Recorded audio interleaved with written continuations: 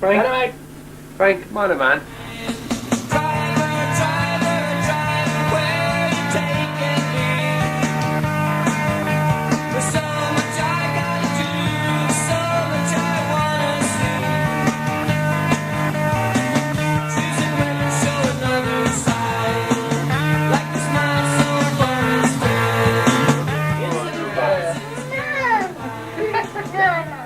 Can I Be Frank is all about capturing real, authentic, unedited conversation. Clip it on. Clip it on, yeah. You probably know better than I do. Really about it, I kind of just roll with it. No, well, generally have people that do this for me. Oh. Yeah. In Hollywood. Yeah. Well, that's one of the good things of being on set. You don't need to worry about all this. So I have been on the other side, and it's no fun. No, I enjoy it. What do you mean? You have obviously been on set. Well, I've been on set as an actor, Yes. as you know. Yeah. We started? No. No, not at all. This is just a preliminary This is question. just a preliminary. I have this idea that there is no such thing as on in this, even though there is an on. But the idea is to try and avoid that feeling of on. I almost try to avoid the on scenario, so I don't make a thing of, oh, we're on now, and Yeah. okay, Cameras, say action. something really cool. Whenever you want. Yeah, whenever you're ready now. Yes. You know, that type of way. Yeah, I don't know if I like those directors or not. I tend to be one of those directors. That what? Of going, right, camera rolling, audio rolling, whenever you're ready. Yeah, well, that's really, yeah. That probably doesn't even show up on the audio thing in that. Like, you do need the bit of action, I think, don't you? The bit of clapboard or whatever. Well, yeah, you do a clap and then you go, just whenever you're ready. Yeah. And I used to think that was very calming until I was an actor that was faced with that kind of a director, and it kind of, I like the action. Do you? I like the, okay, now you have to turn it on. The whole sort of, whenever you're ready, feels like a bit of pressure on me, going, no, it's all up to you now. Well, yeah, because then you kind of go, right, well, sure, thanks for that. I'll yeah. gather myself here. Yeah, can I have a year? I'll never be ready, I suppose. So you do need that thunderbolt to the system almost. Yeah. I don't know. It also depends the relationship you have with the director. And so what have you done now? Obviously, you were in a great movie all those years ago with me. Bringing in the sheaves. Bringing in the sheaves.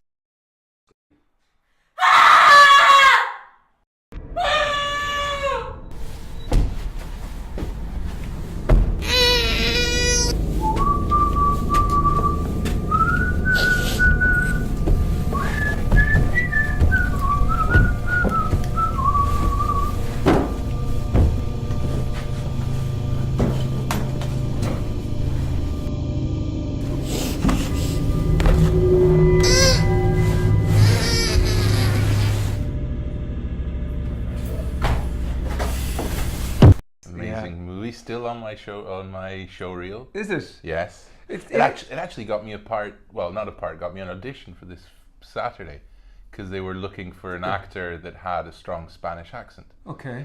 And I, instead of sending them my show reel, which is 4 minutes of me doing like American and Irish and blah blah blah, and then a bit of that at the end, I just sent them a link to the short film, and I went, look, I have a show reel, but I don't want you to to think that I don't do Spanish accents, even though I am Spanish accent. Yeah. So here, just watch this short film. And I got an audition. So. Oh, that's pretty cool. There you go. Still there, making my life easier. And so have you sent it on a few places in time, or is it part of your main show reel? Yes. It is. Okay. It is. Because I've mostly been working theatre. So. Yeah. How is that? I love theatre. Do you? I love theatre. I think that's theatre is an actor's medium, so it's great. You get to develop your character. You get to have long, like 20-minute scenes and a relationship with another actor. Yeah, but you have to get up in front of a crowd, though.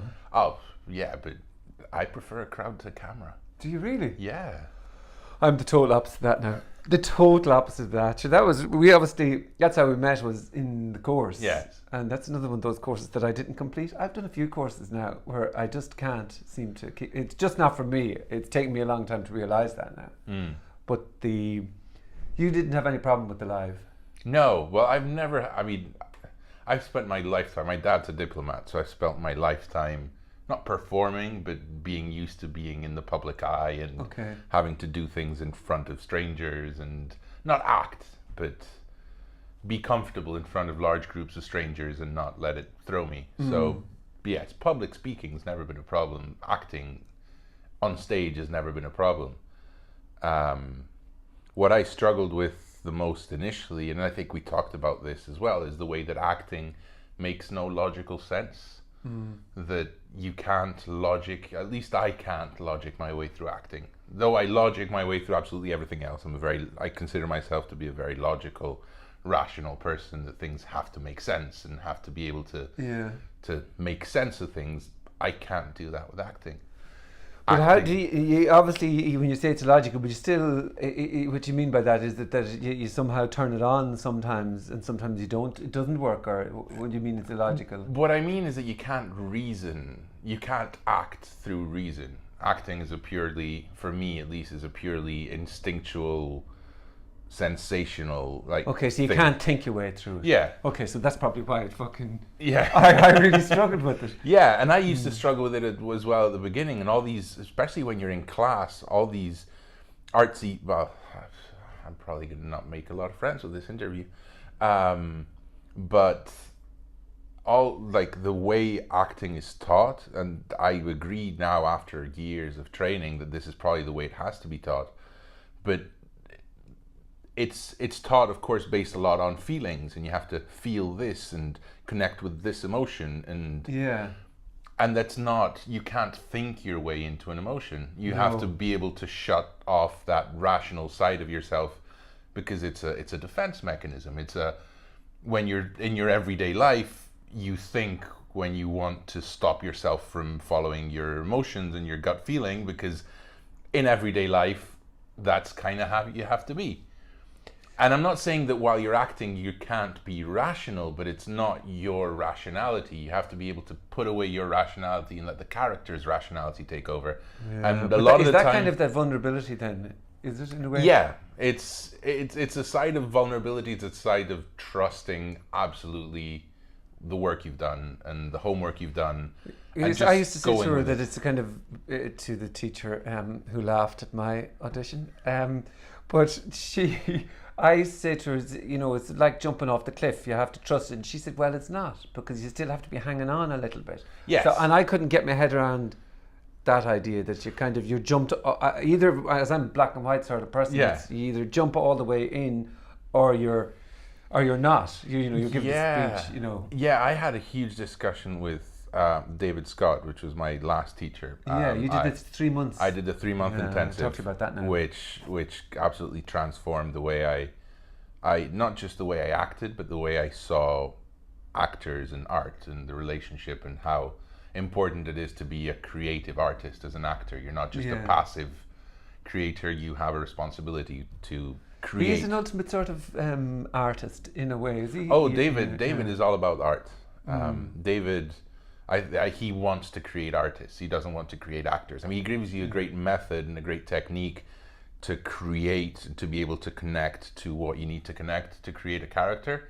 But he also insists upon the responsibility and the importance of creating art. Okay. You're not just somebody that's out there to give some lines. You're out there to create something, to mark your influence upon the world. I was nearly doing his course. I had told him I was doing it, and then I rang him up to say I'm not doing it. He wasn't. Well, he was kind of cool enough, but it was still, at the time, a good few people had cancelled, and then I rang him up and he said, was that this year? No, the year before last, I think. The year before last, okay. Because I had heard so much good things about and read so much about him, and then I met him a few times and I did the audition and everything like that. But anyway, I rang him up and he said, oh God, I've had a terrible day. Loads of people are going to have cancelled. You're not telling me you're going to cancel, are you? And I went, oh God, David, I am. But I mean, everybody I've seen and all the commentary is that his course is pretty unique. Yes. It's, at least it's unlike anything I've found in Ireland. It's amazing, but it's tough. It's 3 months of very hard work. But you're in a group. It's rich work, though, is it? It's you're in a group of another 16 people, which are all there to put in the work and to get as much as they want. And David works as hard as any of us.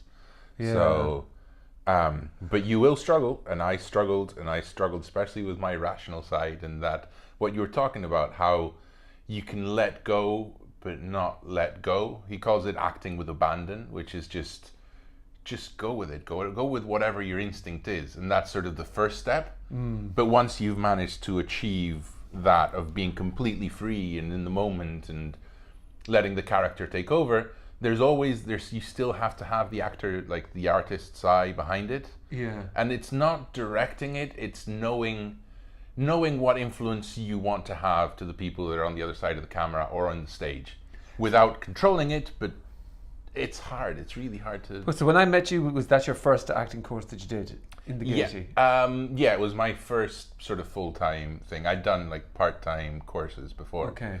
But that was the beginning. But that's a big 2013. Yeah. So that obviously it was flamed, the passion for it or whatever. It didn't go away, after the course. It just, some people do the course and not go anywhere else with it. I took a decision after that first term that this is what I wanted to do. Okay, well. And I started saving money. Yeah. And that's what's allowed me to sort of take the step to do this full time. I spent 3 years saving and scrimmaging and like buying stock. Just doing everything I could to buying stock, buying shares? Buying shares from PayPal and things like that, because I could get them with a discount through the company. And doing everything I could to have savings so I could sever the cord and do this professionally, which is what I'm doing now. So you were a product manager, was it? Yes, I was a product manager in at PayPal. Yes. A responsible job. Yes, a 60 hours a week job. I managed a team of wonderful engineers based out of India, and then another team based out of Austin, from Dublin. So you were on a big salary? Yes. I was making nice money, very nice money. And so you packed that in. You obviously packed that in, which is good. You obviously weren't listening to your rational side of the brain. No. You learned to start not listening to it. Yeah, well, I don't know if it was an irrational decision. I mean, it wasn't a spur of the moment decision. There was still this side of me of going, I'm not going to quit today. Yeah. I'm good, but I'm going to do everything I can to quit in 3 years' time. Because I love acting and I love photography, and I couldn't not do it. I took a year off acting 2015 because between work and travel and photography and all of that, I just didn't have the days in the week. And I went, oh, look, I'm just going to leave acting to one side. Right. And by the end of that year, I realized I couldn't not act. Yeah. It was something that I had to do, or else I was going to go insane.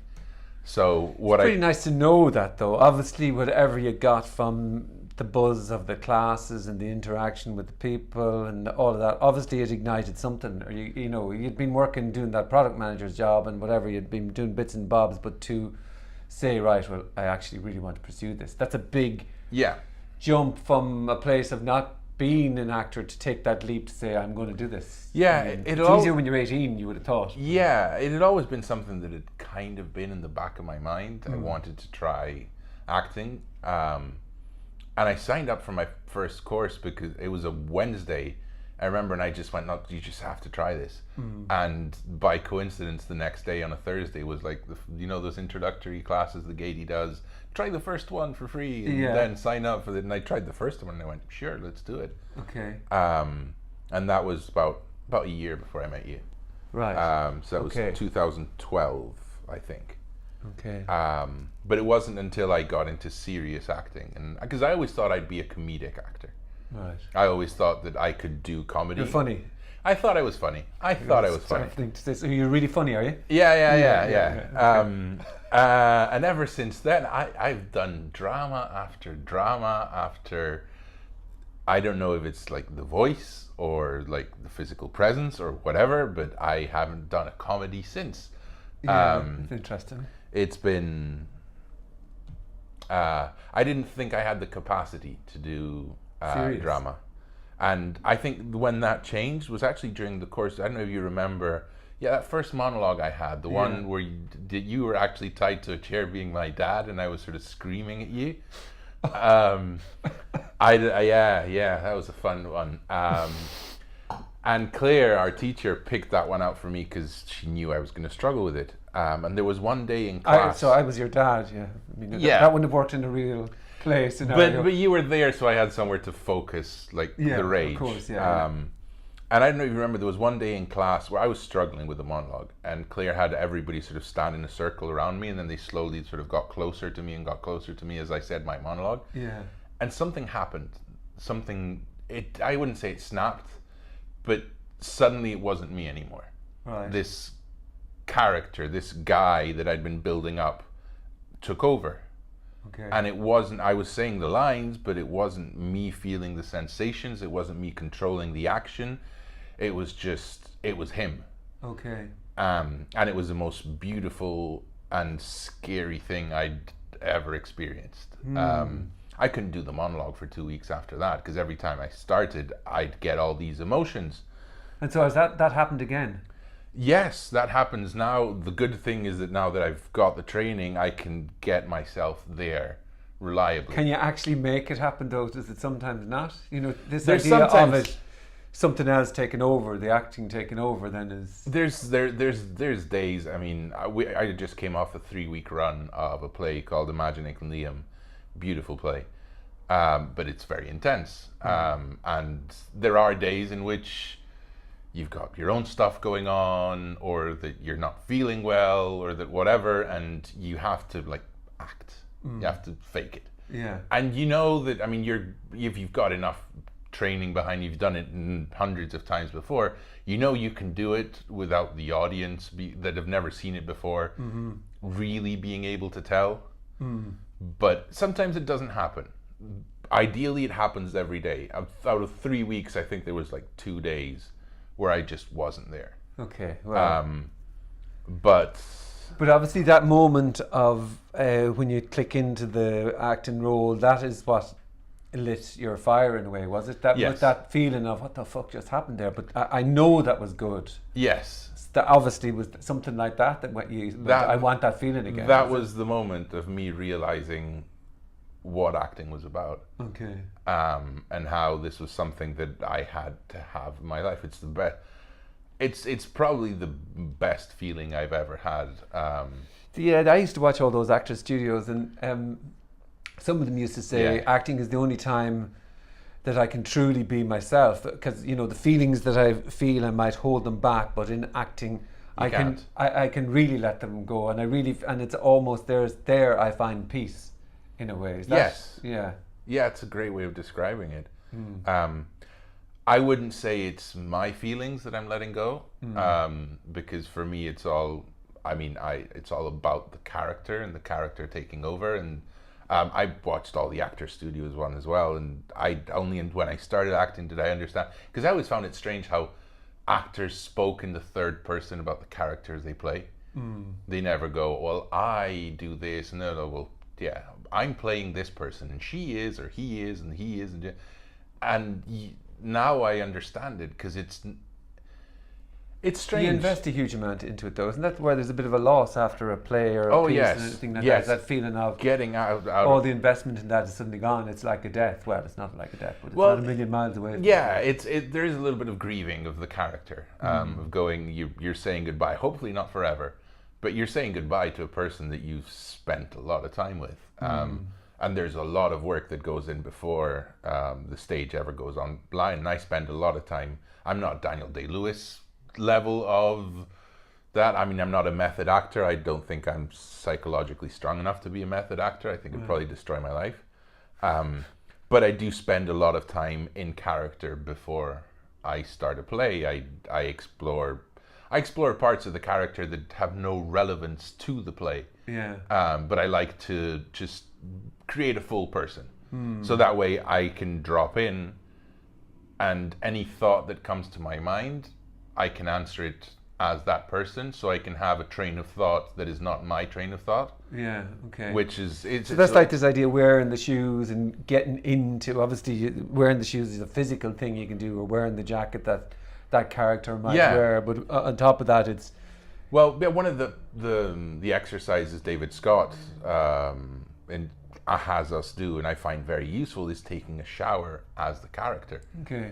So you sort of, you sort of undress, and then how would this character have a shower? What would his routine be? How would he dress? How would he prepare really himself in the mirror?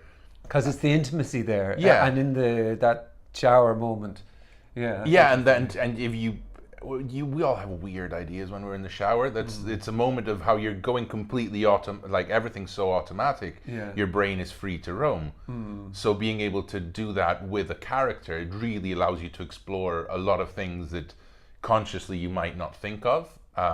It's a really interesting exercise, and it's something that's probably not going to come up in the play, because whatever he's thinking about there, but it puts you in the frame of mind. It allows you to get his reasoning. That's interesting. But yeah, acting is. But so obviously you made the move of. I mean, there's I was talking to Eve last week, but this whole idea of following your passion and all that. I mean, it's we've heard so much, read about it so much. It's all over the place. Oh, you need to. Yeah. But you obviously did take that leap from having a well-paid job in a safe sort of environment. You jumped. Yes. With little or no. I mean, you did obviously put planning in place by having the money, but you still made that leap. Yeah. Well, you handed in your notice without no point of no return. Like. No. Well, I mean, it's never a point of no return. I mean, it's not like my 15 years of work experience have disappeared. Yeah. But yeah, I spent 3 years training, saving up.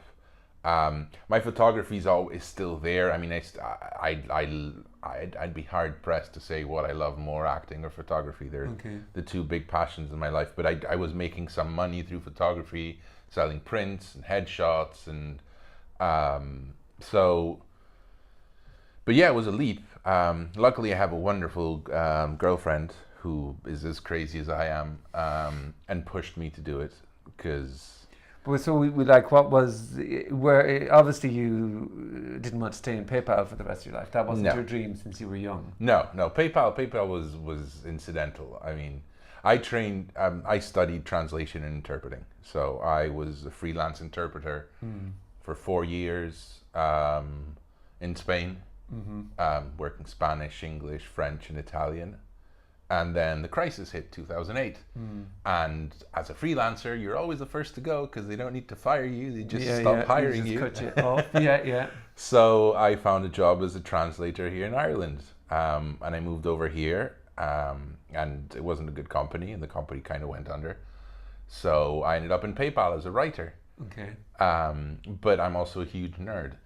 So once they figured out that I spoke languages and I could code and I could understand the setup, because I also studied computer science. All right. So yeah, I ended up as a product manager, which it's a great role. It's a great job. You have to think. It's got a lot of responsibility. The salary's good. It was a good fit. I would have been happy if I hadn't taken this leap. I probably would have been happy. I'd still be happy. There. You weren't unhappy. No, I wasn't unhappy at my job. I worked with really great people. The hours were a bit crazy because it's an American company, and we all know that even though work-life balance is a big thing that they talk about. Yeah. I mean, I don't think it's bullshit. I think they believe it. It's just not feasible. You can't wake up. It is a little bit of bullshit though too. Well, depending on the organisation, but one I was in was Dell. They didn't even try to pretend that there was a work-life balance, because the reality is it's a US company. They only have 14 days holidays there, so that it's set from the US, and then when they come over here, I think we'll easily drop our cultural inclinations, whereas the likes of France will keep their 35-hour week and stick to that. And I come from Spain, in which we work stupid amount of hours as well. Productivity is not a big thing, but we will work more hours than anybody else. Right. Just not doing much while we're working. So I've got this strange mixture of having been brought up in an Anglo-Saxon environment where productivity and working hard is important, and also being Spanish, which means putting in a lot of hours is important. So it's kind of the worst of both worlds. But what I meant by them not being bullshit is that I'm sure that if I stuck to my guns and I said, no, I need this for my work-life balance, they would have been fine with it. Yeah, they did give you time off though, didn't they, as well? You were able to go traveling for a couple of months and come back. I suppose. Okay, well maybe they're not all. No, they're I think they take it seriously. It's just you see how hard other people work. Yeah. And you feel like you're not entitled to it. I'm sure if you asked for it, they'd be fine.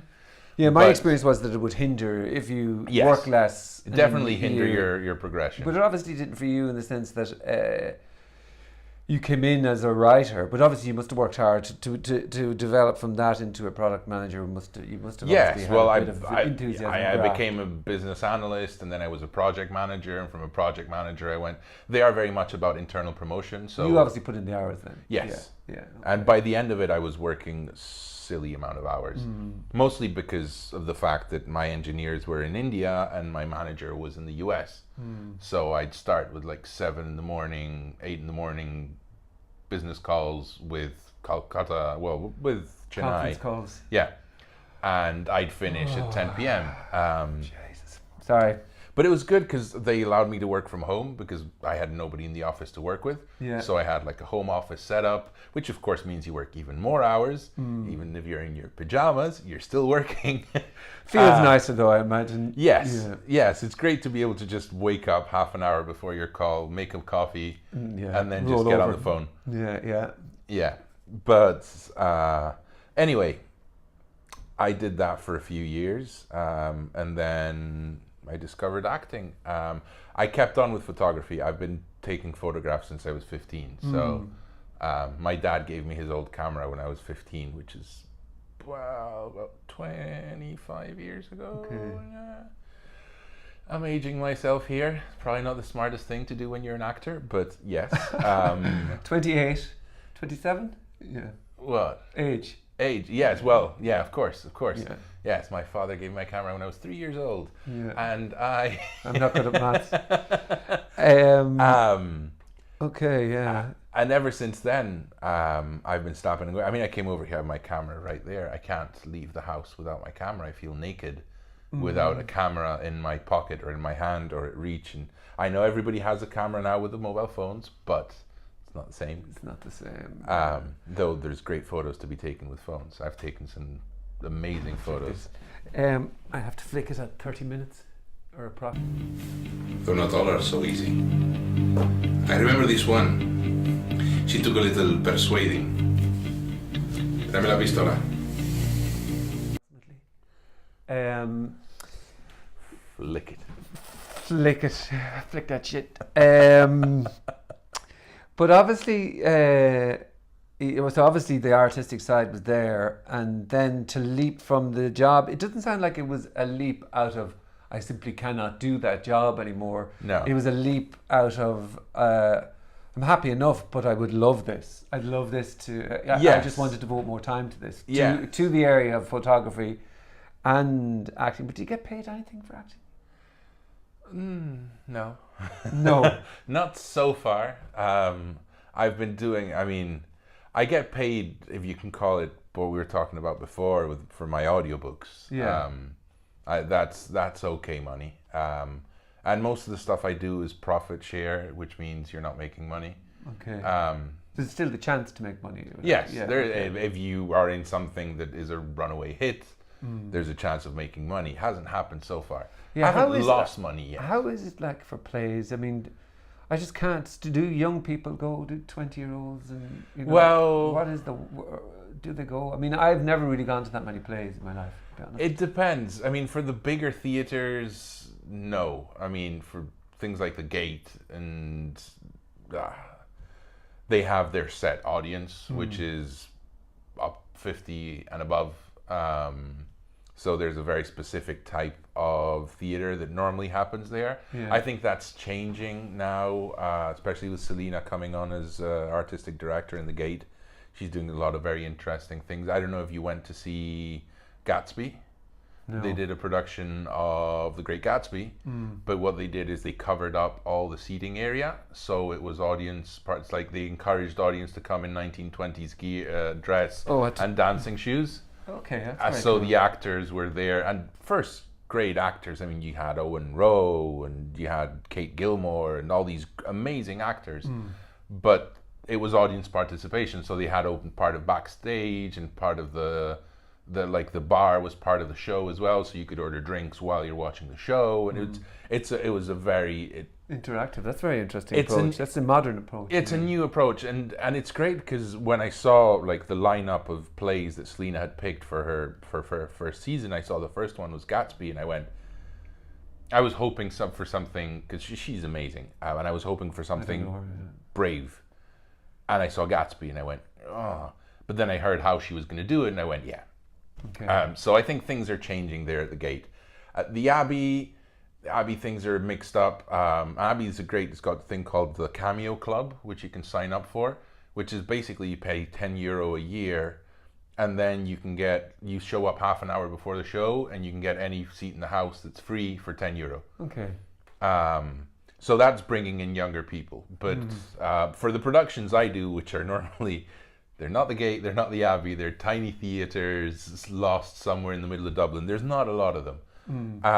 The audience tends to be younger people, but mostly because the audience tends to be people you know. Yeah, okay, yeah. You do get some people that walk in, but I don't know. I mean, I've had, for the last show we had from like people like I knew which were in their early 20s to some like 40s, 50s. It's a mixed bag. It's just really hard to get people to come in. Well, it is. Theatre is an old art, I suppose, in a way. I mean, I often wondered whether you could do a live broadcast, but then how do you get money in? But even just to introduce people to the idea of that live feeling, because I think if anybody goes to a play, and I've only done it, but it's one of those things you feel the better of having experienced a live play. You actually physically feel somewhat different from it. It's just not something that I do probably, in the evening time. With the Tuesday, Wednesday evening, I just wouldn't do it. But that's just me, I suppose. But it's also a lot harder. I mean, I understand what you're saying because I don't go to as much theatre as I should. Yeah. But it's also the fact because theatre is harder to go to as well. Because it's a set time, it's a set show. It's not like cinema that's got the same film is on 8 times a day in 20 different places. So chances are you're going to go to see that film a lot greater. For theatre, you have to go to one specific place at one specific time. The seats aren't as comfortable. You're so used to being stimulated, though. I think, especially with fucking phones and fucking cinema, that cinema's even changed that hardly they allowed, apart from box sets, they don't allow character development. It's little snapshots. And with theatre, to me, it's slower. You have to give it that little bit of time, and we are the instantaneous generation. There's no explosions as well. There's no explosions. No, you can't do CGI in theatre. Oh, jeez, it's terrible. Because the way you'd like to kind of go more, but I suppose I think the art of the actor, I think the art of a comedian to stand up on stage is really difficult, and I think the idea that an actor lives this unbelievably glamorous life, you do lose a piece, or you give emotionally a huge amount of yourself. Yes, but in acting, you also get back. Especially that's what I love about having an audience, because you get back when the audience is good. You get so much back from them. Yeah. There's nothing better than just sort of laying your soul out naked in front of them. And then sort of like hearing a sniffle, or just meeting them afterwards and talking about what they saw and how interesting it is what you put out there and how they receive it. That's why I love, there's a few shows I've been to where there's like a Q&A afterwards, because they do that with film, which I find interesting, but I think it's a lot more interesting in theatre because you get to speak about that specific performance. Yeah, I suppose it's more real, more live. Yeah. Live, natural reaction. It's you're not referring to something that's like...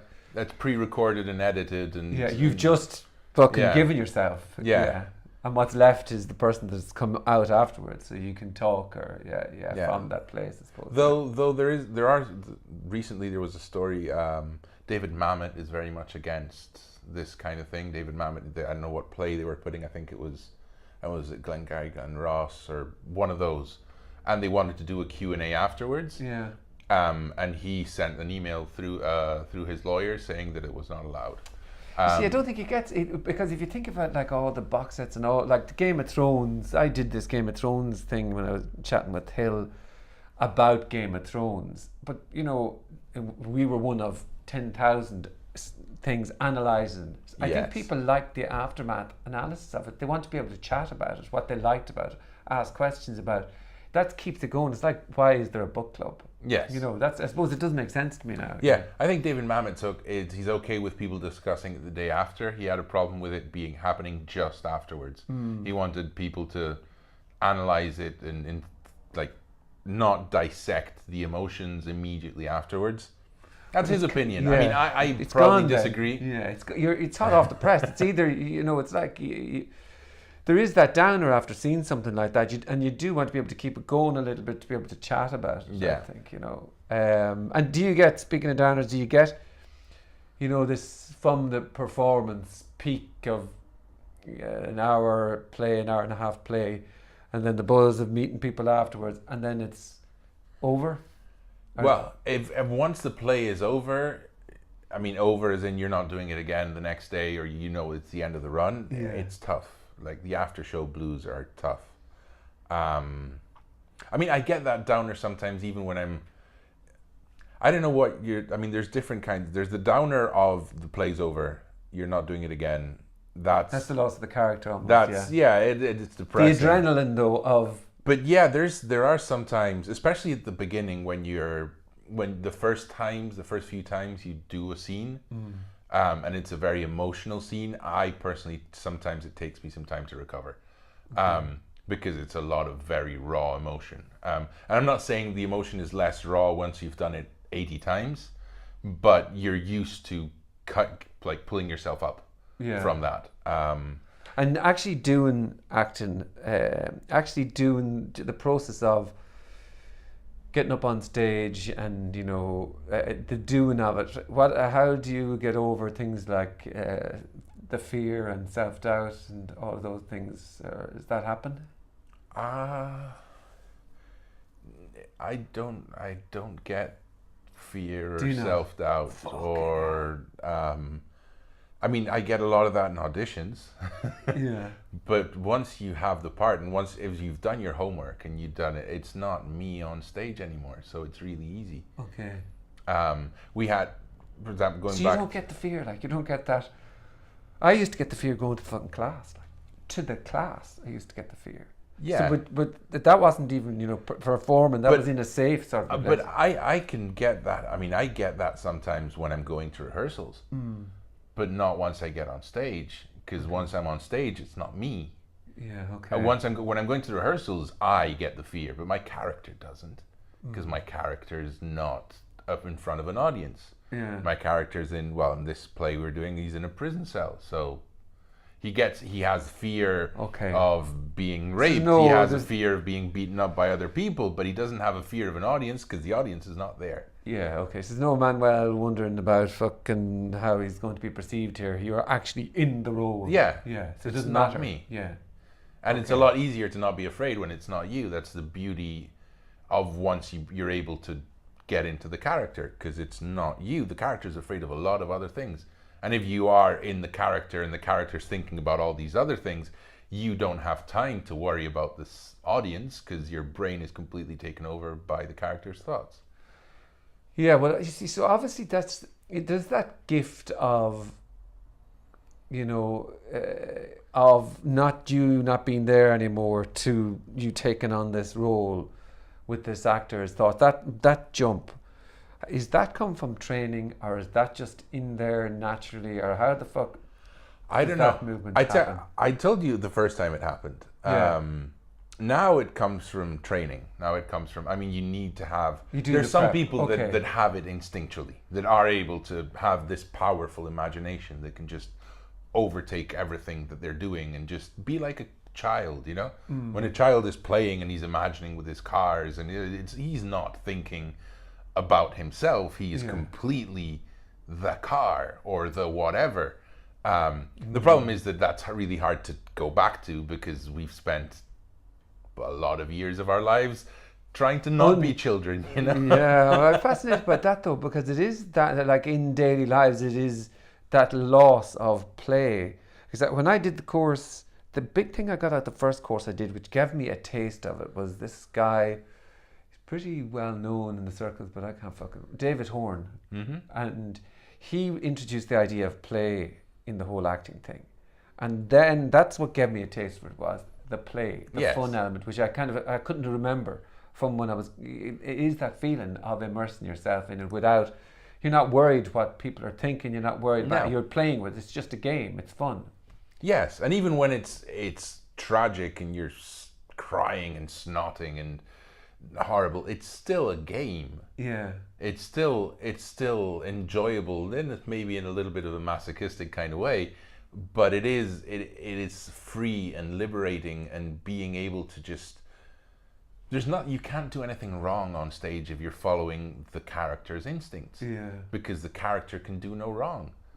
Because whatever the character does is what the character would do. You know, it's hard to explain. But it is kind of, it's philosophical almost as well. That sort of perspective. It's a kind of it's a nice. It's, you know, it's like this idea of be like a child or whatever. That from that innocent sort of place, things just happen. There is no Manuel in there trying to negotiate the world. There's just the happening of everything. Yeah, kind of. It takes bravery and it takes confidence and it takes trust in yourself and understanding that there's just you can't do anything wrong. But what I'm curious about is, we're going into the real art of it maybe as well, but you've done all this prep and you've practiced being in a role and you've done blah blah blah blah blah, but yet when it comes to it, that last little step of, right, I'm going to leave Manuel behind and I'm going to step into this, you know, I mean, this is a bit too philosophical really, but it's who is doing that at that point? I mean, obviously there's obviously the training and everything kicks in and it just happens. There's the trust that it will happen. Does that make sense? Yes. Well, I mean, there's a little process to get there just before you go on stage. Yeah. That's what I find really hard, for example, about film acting and why I prefer theatre act. Because in theatre, you do all this work and this preparation, and you go on stage as this other person. And you get to live as this other person for an hour and a half. If you're a secondary character, maybe like small bursts. Yeah. But it's all in the moment. When you're on film, it's like, okay, now today's the first day of shooting, but we're going to be shooting like 50 minutes into the film. So you have to imagine where you are 50 minutes in, what's happened before, what's happened afterwards, and then do this 5-second bit.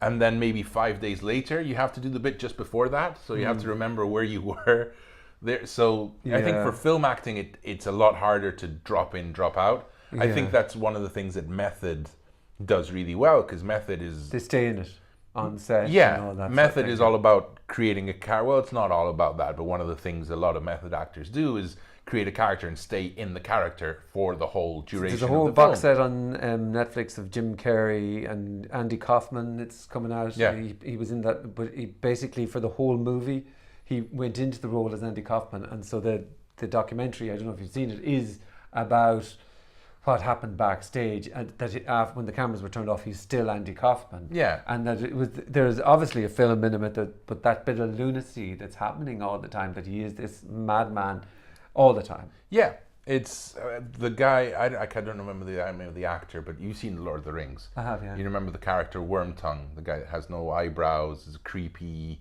counselor to King Denethor, King Theodred, or whatever. He's an actor. He's an American actor, Texan, strong Southern accent, but he's a method actor. So he got on set and he was in character, and he had this beautiful British accent for the year and a half of filming that film. And the day they finished, like they wrapped and they filmed the last scene, he took a deep breath and dropped the character, and everybody couldn't believe it was him, because he suddenly, of course, dropped into his southern Texan accent. And he kept up the British accent for a year and a half. Nobody on set had ever heard him speak his actual accent. But do you think then, it's interesting because you were mentioning that you had the few languages, and you have few languages, is that right? Yes. Yeah. Do you think there is something, do you think in that it might have help you in switch? Because when you think in a different language, you are slightly different. Oh, I completely changed. Yeah. I didn't realize I did until somewhat recently, but when I speak Spanish, I have a deeper voice than when I speak English. It's deep enough anyway. Yeah, but it goes a lot deeper. And my I use my hands a lot more. When I speak Italian, my hands go crazy, because in Italian, like non-verbal communication is so important. Okay. So there's gestures that have meaning, and the same phrase with a different hand gesture will mean a completely different thing. So yeah, every time. Do you think it helped? Yeah, I think it probably did help then. That fluidity of movement from one language to another means the idea of maybe moving from this character on stage to Manuel, it mightn't be so alien, maybe not connected to I mean, I think what helped more was my upbringing as the son of a diplomat.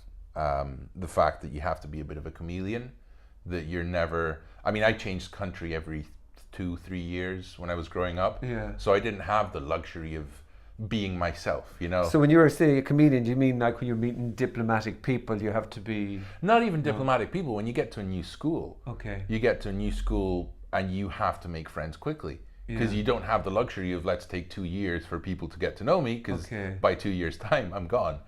So you will adapt and become whoever that social group needs you to be in order to be not one of the popular... I was never the popular kid, but at least find a group that's close enough. Yeah, so you could be liked. Nicely. So I spent all my life doing it, and that caused me all sorts of psychological problems, which were expensive enough to fix. Okay. Well, what do you mean by that now? And you can, if you don't want to go into it now, but what do you mean by that? Like, so obviously you're trying with who is the real Manuel? Is it like sort of thing? Because you've had to negotiate your personality and loads of I had situations. no idea who I was. Not just because, I mean, the lack of roots, not knowing where you don't have a home, you don't have a country. Well, you have a country, but you don't have a place to call home. So I was a bit of a mess. I was a bit of a mess because everything, you can't live your life on completely relativistic terms. There has to be a moment in which you create a core identity and then build off of that. And I never had that experience. My core identity changed every time, and then a core identity did start to form, but I wouldn't give it any importance, so I would act against what I felt was right just to fit in. And it messed me in the head. But that's not, I mean, whilst it obviously is, it's not uncommon. That is the way of the world, I think. It's not uncommon, it's just I would go that way, and then you'd switch from a small village in the north of Spain to an Italian school in the middle of Nigeria, and of course you would have to change immediately to become, and even while I was there were different social groups, and I would be a different person in each one of the social groups. I wasn't obsessed with fitting in, but I knew how hard it was to not fit in, so I did everything I could to fit in.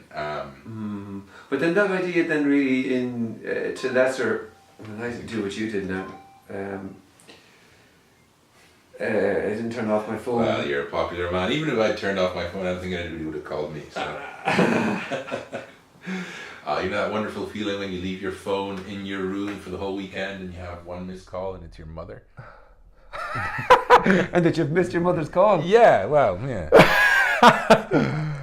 Oh, I like to leave my phone far away, and I don't, though. I actually would prefer to leave it further away. But with this idea, say, take that idea there now and say you have that's to lesser, and there's the you with your partner, there's the work you, there's the you with your friends, there's the you with the people that you meet for the first time. There is multiplicity of characters. It's just been... There is. But it's the...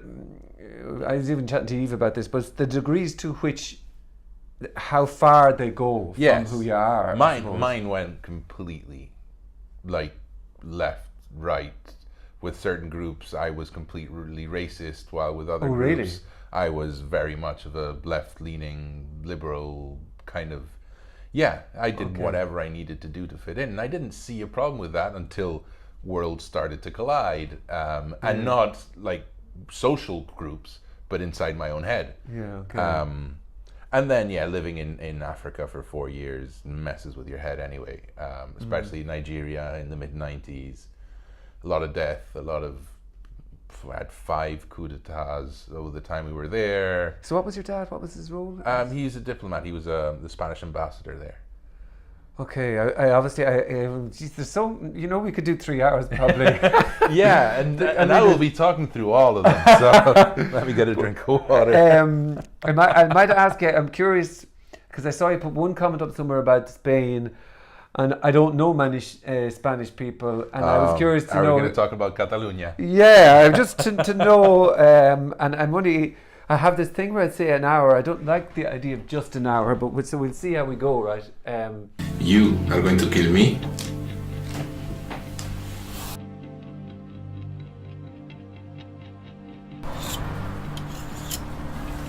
No. I'm not going to kill you. Because we might go back. Go for it. Let's make it a multi-episode. Yeah, let's just fucking go for it. I should have brought a T-shirt so we could pretend it was another day. Yeah, I could use well, that's a great idea. Back, yeah. Well, thanks so much for coming back. Yeah, I was curious. So I'm even more curious now that you say your dad is a diplomat. I'm sorry, I just want to check one thing because that microphone of yours is up higher. But I think within the peaking... Am I peaking? Are you peaking? I think it should be fine. I have that as well. Anyway, do you want me to put it further away? Well, it's a bit late now, but you maybe put it down anyway, just in case. I don't think it'll... It's probably not a good idea to move it. Nestle it amongst my breasts. Yeah, so I'm even more curious now about... and your dad being a diplomat and all that. So I'm not interested in your dad's view at the moment. I'm interested in your view. Yes, my dad's view is pretty black and white about that being of an older generation of Spanish people. Yeah. My view on Catalonia, it's hard because I haven't lived in Spain for 9 years, so I am somewhat detached from it. My initial opinion, my opinion has changed since before the 1st of October. My initial opinion, and I'm still kind of leaning towards that, is that they should be able to vote. They should be able to, mostly because I'm almost 100% convinced that if they do it properly and they have a proper referendum, they will not leave, because I have a feeling that there is, that there are more people that would like to stay than would like to leave. I think the question all resolves around the fact of how to make that vote happen. Because according to the Spanish Constitution, the vote could happen, but all of Spain would have to vote. Yeah. And of course, the Catalans won't accept that, because there's no way Spain is going to vote. Yeah, it is actually in the Constitution that you can't really separate. No part, Spain is the whole, right to self-determination is not included in the Spanish Constitution. The Spanish Constitution was also created at a very specific time and not very well done, because we were just coming out of 40 years of military dictatorship, and there was a big fear of, we need to approve this constitution, because it was really hard to create, and it was really hard to get everybody to agree on a text that was somewhat acceptable, and there was a huge fear, especially after the transition.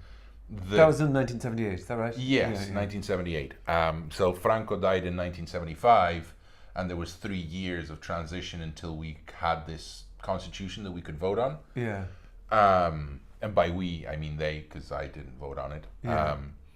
But there was a big fear, and rightly so, that if this didn't go through, if this text, with all its flaws and with everything, didn't go through, then we would slip back. Yeah. Because the military still had a lot of power. And is that the fear that's going on at the moment, that really the big thing that is all the violence against the average people who were trying to go out and vote? Now I know it was a legal vote or whatever, but there was the suppression of all that you look on the outside. I'm not necessarily, I tell you in a second whether I agree or I don't agree, because I actually think the whole lot of it is about fucking money. Yes. And that bothers me. But getting back to, what is your view now? You're from what part of Spain? I'm from Madrid. Madrid, so, okay.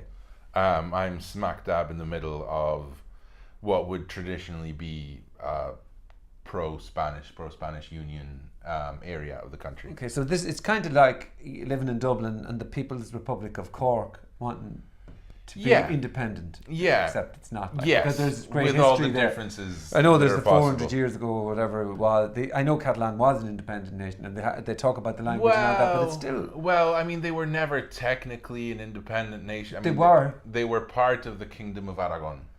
But is there not back way before, like you're talking back in the 1400s? That's when there was the Kingdom of Aragon. Spain. But they joined with Iberia, is this? No, Spain was created when there was a marriage between the Queen of Castile and the King of Aragon. Yeah, okay. And Aragon was not just Catalonia. Aragon was Aragon, which is another region next to Catalonia, and the Balearic Islands and Valencia, sort of all the east coast of Spain, plus the south of Italy. Okay. So it wasn't just Catalonia. I mean, when the Catalans speak of Catalonian independence, they probably refer more to the 12th century, when the Count of Catalonia had a semi. And what do you feel about it though? Like, what is your so I know it's not black and white, but like when you were away at the time, I think, or you were traveling at the time, or what's your first of all, do you want it to be, if you were voting, how would you vote? So, I mean, if I was voting, I'd probably vote stay. I mean, I would vote for them to stay as part of the country. Yeah. I understand why they're annoyed. I understand why they have this feeling with the right-wing party that we have, and everything they've done to sort of try and stymie self-rule by the Catalans. The Catalans, they approved a new. It's hard to explain, but every region in Spain has a kind of a charter of self-rule that they approve in their own parliaments. Yeah, okay, like local councils. Or whatever, yeah, with a lot more power. With a lot more. I mean, fine. Spain is basically a federal state, but nobody wants to call it a federal state because federal sounds communist, and we don't want to be left-wing. Yeah. But the Catalans and most of the Spanish regions have control of their own healthcare, their own education, their own, like, most of it is self-rule. The problem is they wanted to go further with that, and they approved the charter that gave them more rights to self-government. Yeah. And the Spanish right-wing party, or Partido Popular, challenged that in the Constitutional Court back in 2010, and the Constitutional Court threw away that charter. Okay. So that, of course, I can understand. But what do you think? Mind the politics. What do you think? I tend to go into historical. No, it's fine, but here. I suppose, and it is important. I mean, there is legitimacy somewhat behind the claims. I mean, there's a couple of things that bother me. One is the violence that has happened, and them beating the shit out of people. And what's more worrying is how it has been managed, and in the sense of. There's the local Spanish paper put out this article to say that all those clips of people being beaten up was fake news, and then you have three big papers like the Guardian, the Washington Post going and saying the same thing, that it's fake news, that the people weren't bet up. Well, so there's that kind of management of the media that I'd be saying, especially coming from a sort of a dictatorship all those years ago, that management, now all management happens. Yeah, news, I mean, I think that's interesting. The question is, the news about these people being beaten up, was that also management? Yeah. Because nothing. The problem with so many though. I haven't seen a lot. I have seen videos of people being pulled. It's kind of relative because Spanish police are so brutal. Yeah. And I have been beaten up by Spanish police, and I have seen Spanish police beat up protesters.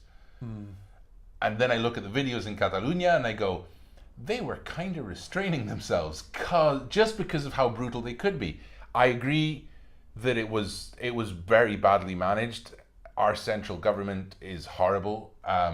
I always say that if my president was Rajoy, I'd probably want to be independent too, because they're just the worst. They're a right-wing, reactionary, Catholic-controlled. Not just Catholic-controlled. We have ministers which are members of the Opus Dei, which is fucking hell, right? It's at that level. Yeah. So with that kind of a government, you're not. I can understand people wanting to be independent, but. You also have to focus on you have to remember the fact that the police was not sent there by the government, but by the courts. Okay. It was not the government that ordered the police to go in there. There was a decision by the Catalan Supreme Court that this was illegal. It was illegal, so the police had to go in and stop it. I think so it's even very though hard the government supported that decision, it was a judicial decision.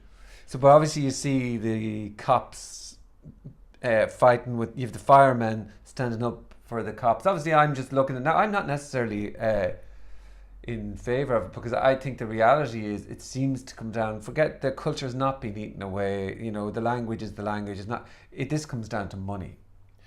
It comes down to money, it comes down to hiding corruption. If they didn't have loads of money, would they want to be an independent nation? I don't think it even comes down to who's making the money. Spain has been racked by cases of corruption and blatant corruption for the last 2-3 years. Yeah. Both in the central government and in the Catalan political parties. Yeah. And strangely enough, when all of these things are in court and there's a huge scandal building, suddenly we focus on independence. Suddenly the news is not the fact that we've got billions of euros being transferred from the state into these political parties and their cronies. The news is not about that. It's not about our president, for the first time in history, having to appear as a witness in one of these corruption scandals. The news is not the fact that the guy that governed Catalonia for 25 years has been embezzled €3 billion. Nobody's talking about that. They're all fucking disgusting, really. Now people are talking about independence. I think a big part of it, I'm not disclaiming the fact that there is a sentiment of independence in big parts of Spain. I'm just questioning the fact that are the politicians using this as an external enemy. To hide everything, yeah, okay. It's a lot easier. So I didn't know about that now. It's nationalism is a dangerous path, but it's a really easy one to go down. So why now? Well, it's driven from the Catalan election. The independence election. The whole thing is kicked off as what they're at the moment. Catalan is saying, well, we are, we're an independent nation. But I mean, there's no, forgetting everything, forgetting the politics, forgetting the corruption at the moment. There is no there's no government that is going to suddenly allow 20% of its GDP to, and if they're 25% or 24% of exports, there's no way they're going to let them go. Yeah. And they cannot be seen to let it go, whether they're a right wing or left wing. They're just not going to do that. Who would? Yeah. But all of that perspective though is interesting, because it's just not as black and white as all this shit going on. It's never black and white. And again, I mean, I'd be in the position of just let them vote, and if they want to, I know this is probably. I'm just watching that battery. Yeah. If they want to commit political suicide, let them do it. I think we could keep talking, but I say that again. Say that again. Yes, if they want to commit political suicide and economic suicide, just let them vote and do it. Yeah, let them vote. Yeah. Do you think I think they'll be fine though. Why do you think that? Well, because as soon as they became independent, they would no longer be part of the European Union. Well, I think they'd apply really quickly though, wouldn't they? Yes, and both France and Spain would veto. Okay. Well, Spain, and what, you only need one big major country to veto? We only need one country to veto, major or otherwise. Well, and the other thing is the fucking football team. So did they expect to be independent, but can we please keep the Barcelona team in the league? I mean, that's going to happen.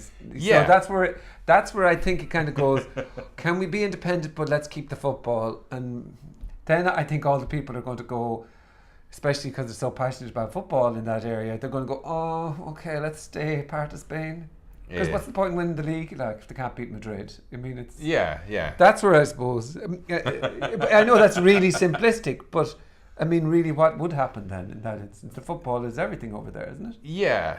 It's a lot more complicated. It's like I know it's like complicated. Brexit. You know, everybody thought, oh yeah, let's be independent and control their immigration, and now suddenly they're realizing we're not going to be able to cure people of cancer because we can't get These the nuclear isotopes anymore. Yeah. It's like, it's an easy nationalism. Nationalism is a really easy choice until you start thinking about it, and then you go, maybe it wasn't that good.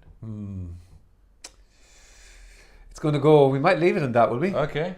You see, it's going to flash, and I think leave it that we know that we could keep going here. There's something nice about that. So that way, I'm going to get you back because you'd say, "Oh, I wanted to talk about this." Hey, there's nothing I like more than talking. So. Hi, if you like the conversation that I just had and you'd like more, please hit the subscribe button. Thank you. Frank, man.